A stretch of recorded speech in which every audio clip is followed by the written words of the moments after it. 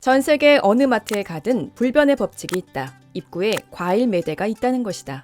그 이유가 무엇일까? 과일은 고객들에게 계절의 변화를 알리는 역할을 한다. 과일을 보며 사람들은 시간의 변화를 느끼고 무언가를 사야 할 것 같은 기분에 사로잡힌다.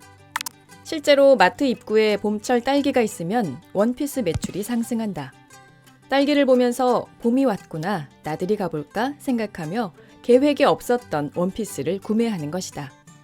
이렇게 시각적 요소는 판단과 결정에 가장 큰 영향을 미친다. 시각적 요소 중 가장 영향력이 큰 것은 색상이다. 한국인의 국민 숟가락으로 불리는 핑크색 스푼. 이 스푼을 보면 자동적으로 베스킨라빈스가 떠오른다. 이것이 바로 색상이 지닌 힘이다. 소비자에게 제품과 기업을 각인시키기 위해서는 색상으로 신호를 보내야 한다. 첫째, 주제 색상을 반복해서 보여준다. 베스킨라빈스의 핑크색은 왜 유독 강렬하게 기억될까?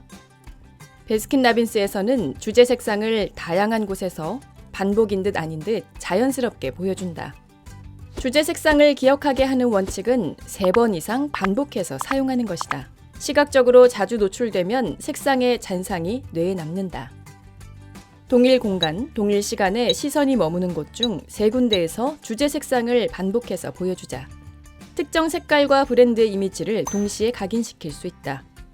우리가 스타벅스를 초록색, EDR을 파란색, 이마트를 노란색으로 기억하는 건 역시 주제 색상에 반복적으로 노출되었기 때문이다. 그렇다면 어떤 색상이든 무조건 3번 반복해서 보여주기만 하면 될까? 그렇지 않다. 둘째, 황금 비율로 강렬하게 각인시킨다. 주제 색상을 사용할 때는 주제 색상을 받쳐주는 색상들과 함께 사용하면 효과적이다. 이때 색상의 비율이 중요하다. 스타벅스 매장에 초록색이 얼마나 사용됐을까? 스타벅스를 떠올리면 초록색이 전부일 것 같은데 알고 보면 5%밖에 되지 않는다. 사람들은 95%의 나머지 색상보다 5%의 초록색을 더 강렬하게 기억한 것이다. 이것이 비율의 마법이다. 공간에 사용되는 색상은 3가지로 나눌 수 있다. 바탕이 되는 기본 색상, 주제 색상을 돋보이게 하는 보조 색상, 시선을 사로잡는 주제 색상이다. 3가지 색상을 사용하는 마법의 비율은 70대 25대 5이다. 사람들은 이런 비율로 배색된 공간을 볼 때 모든 것이 잘 어우러져 있다고 느끼며 주제 색상을 더 강렬하게 기억한다. 이마트 역시 기본 색상은 흰색이 70%, 보조 색상인 검은색이 25%, 주제 색상인 노란색이 5%를 차지한다. 3가지 색상을 70대 25대 5로 조합하는 법칙은 인테리어, 그래픽, 패션, 웹 디자인 등 다양한 분야에 적용할 수 있다. 셋째, 색상은 시간과 무게까지 움직인다. 예식장이나 시상식에서 바닥에 빨간색 카펫을 까는 이유는 무엇일까? 빨간색이 축하와 기념을 의미하기도 하지만 시간을 길게 느끼도록 하는 효과가 있기 때문이다. 빨간색의 영향으로 식을 충실히 치르고 있다는 인상을 준다. 같은 원리로 빨간색을 이용하면 가게 손님의 회전율도 높아진다. 똑같이 1시간을 앉아 있어도 더 길게 앉아 있었다는 생각이 들게 하기 때문이다. 한편 무게감에 영향을 미치는 건 명도다. 명도가 낮은 색은 무거워 보이고 명도가 높은 색은 가벼워 보인다.